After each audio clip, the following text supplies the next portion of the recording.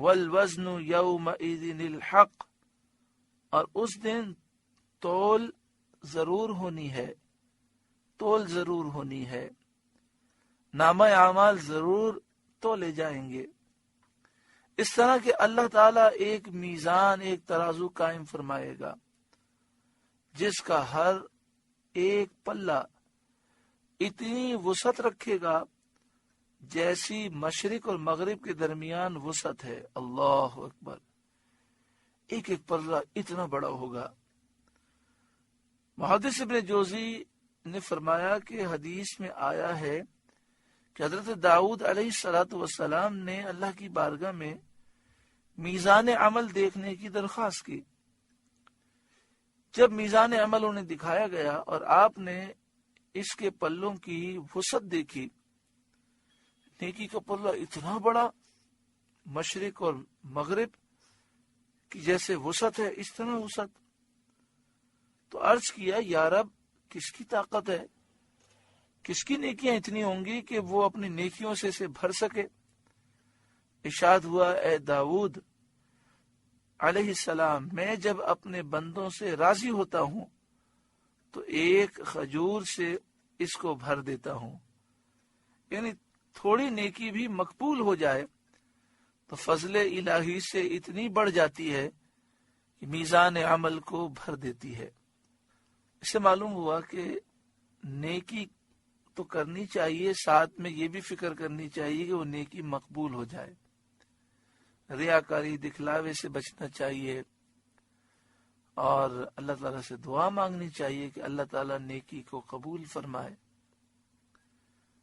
فمن ثقلت موازینہ فاولئک هم المفلحون، تو جن کے پلے بھاری ہوئے وہی مراد کو پہنچے، جن کی نیکیاں زیادہ ہوئیں وہی مراد کو پہنچے۔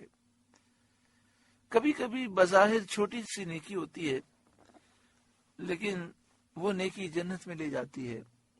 حضرت معروف کرخی کا واقعہ ہے کہ آپ روزے سے تھے، نفلی روزہ تھا، ایک غریب بچہ پانی بیچ رہا تھا، کوئی اس کا پانی نہیں خرید رہا تھا، تو اس نے کہا کہ جو میرا پانی پیے اللہ تعالیٰ اس کی مغفرت فرمائے۔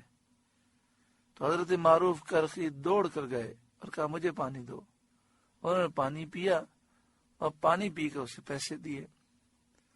آپ کے انتقال کے بعد کسی نے خواب میں دیکھا تو آپ نے فرمایا کہ میری اللہ تعالیٰ نے بخشش فرما دی، اور بخشش کی وجہ یہ بنی کہ میں نفلی روزے سے تھا، ایک چھوٹے بچے نے یہ آواز لگائی کہ جو میرا پانی پیے اللہ اس کی مغفرت فرمائے، تو میں نے سوچا کہ نفلی روزے کی میں بعد میں قضا کر لوں گا، میں جلدی سے پانی پی لوں تاکہ میری بخشش ہو جائے۔ کس قدر عاجزی انکساری تھی۔ تو آپ کہتے ہیں میں نے اس کا پانی پیا اور اسے پیسے دیے، اس کا دل خوش ہو گیا، اللہ تعالیٰ نے مجھے بخش دیا۔ ومن خفت موازینہ، اور جن کے پلے ہلکے ہوئے اور ان میں کوئی نیکی نہ ہوئی، یہ کفار کا حال ہوگا جو ایمان سے محروم ہیں اور اس وجہ سے ان کا کوئی عمل مقبول نہیں۔ فَأُولَئِكَ الَّذِينَ خَسِرُوا أَنفُسَهُمْ بِمَا كَانُوا بِآيَاتِنَا يَظْلِمُونَ، تو وہی ہیں جنہوں نے اپنی جان نقصان میں ڈالی ان زیادتیوں کا بدلہ جو ہماری آیتوں پر کرتے تھے، کہ ہماری آیتوں کو چھوڑتے تھے، جھٹلاتے تھے اور اطاعت سے منہ موڑتے تھے، اس کا بدلہ یہ ہے کہ وہ جہنمی ہیں۔ وَلَقَدْ مَكَّنَّاكُمْ فِي الْأَرْضِ، اور بے شک ہم نے تمہیں زمین میں جماؤ دیا، طاقت دی، وَجَعَلْنَا لَكُمْ فِيهَا مَعَايِشَ، اور تمہارے لیے اس میں زندگی کے اسباب بنائے اور اپنے فضل سے تمہیں راحت دیں، باوجود اس کے تم قلیلا ما تشکرون، بہت ہی کم شکر کرتے ہو۔ اللہ تعالیٰ نے تمہیں زندگی کا اسباب دیے، سواریاں عطا فرمائی، مکانات عطا فرمائے، بال بچے دیے، رشتہ دار دیے، زمین میں طاقتیں دیں، عہدہ منصب عزتیں عطا فرمائی، کتنی نعمتیں دیں، لیکن تم بہت کم شکر کرتے ہو۔ صدر افاضل مولانا نعیم الدین مراد آبادی علیہ رحمہ لکھتے ہیں، شکر کی حقیقت نعمت کا تصور اور اس کا اظہار ہے۔ یعنی شکر کس کو کہتے ہیں؟ آدمی نعمت کو نعمت سمجھے اور اس کا اظہار کرے، یعنی وہ خوش ہو دل سے کہ میرے رب نے تو مجھے بہت دیا، اللہ کا شکر ہے۔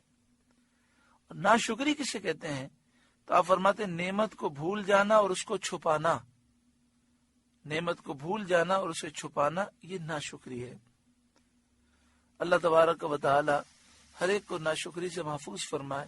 عجیب سوچ ہے، کروڑوں پتی آدمی ہوتے ہیں، لکھ پتی ہوتے ہیں، ہزاروں روپے کما رہے ہوتے ہیں، اچھے سے اچھا کھا رہے ہوتے ہیں، آپ ان سے پوچھے ماشاءاللہ کاروبار کیسا چل رہا ہے؟ ہاں یار دال روٹی چل رہی ہے، بس گزارا ہو رہا ہے۔ ارے آپ اللہ تعالیٰ اتنا دے رہا ہے اور آپ اس انداز سے ذکر کر رہے ہیں۔ ہم نے تو ایسے ایسے لوگوں کو دیکھا کہ کپڑے پھٹے ہوئے ہیں، سارا دن مزدوری کر رہے ہیں، ان سے پوچھے کیا حال ہے، بڑے خوش ہو کر کہتے ہیں الحمدللہ، بڑا کرم ہے، رب نے بڑا نوازا ہوا ہے، بڑی رب کی مہربانیاں ہے۔ اور یہاں اللہ تعالیٰ نے آپ کو اتنا دیا ہے اور آپ کہتے ہیں بس ٹھیک ہے، گزارا چل رہا ہے، دال روٹی چل رہی ہے۔ پھر کہتے ہیں ہم تو ہر حال میں اللہ کا شکر کرتے ہیں۔ ذرا ان سے کوئی پوچھے کہ آپ نے ہفتے میں دال روٹی کتنی دفعہ کھائی ہے؟ اتنی انواع و اقسام کی نعمتیں کھا رہے ہیں، لیکن انداز کیسا ہے؟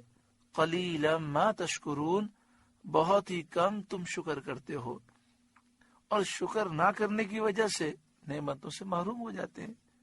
لئن شکرتم لازیدنکم، اگر تم شکر کرو گے تو میں ضرور بضرور تمہاری نعمتوں میں اضافہ کروں گا، اللہ تعالیٰ فرماتا ہے۔ اللہ تعالیٰ عمل کی توفیق عطا فرمائے۔ سورہ اعراف کا پہلا رکوع مکمل ہوا، اللہ تعالیٰ اس رکوع کی نصیحتوں پر عمل کی توفیق عطا فرمائے، خاص طور پر ہمیں بہت زیادہ شکر کرنے کی توفیق عطا فرمائے۔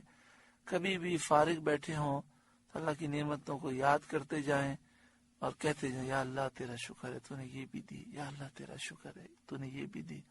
حضرت شیخ سعدی رحمۃ اللہ تعالی علیہ، آپ مسجد سے باہر نکلے تو کوئی آپ کا جوتا چرا کے لے گیا، اب آپ بغیر جوتے کے جا رہے تھے، سب دیکھیں شیخ سعدی بغیر جوتے کے ہیں، تو آپ کو بڑی شرم آ رہی تھی، آپ کہہ رہے تھے میرے پاس جوتے ہی نہیں ہیں، جوتے تو چور لے گیا۔ تو آپ کی نظر پڑی ایک ایسے شخص پر جس کے دونوں پاؤں نہیں تھے، آپ نے کہا اللہ مجھے معاف فرما، میرے تو صرف جوتے گئے ہیں، اس کے تو دونوں پاؤں چلے گئے، تو مجھے تو شکر کرنا چاہیے۔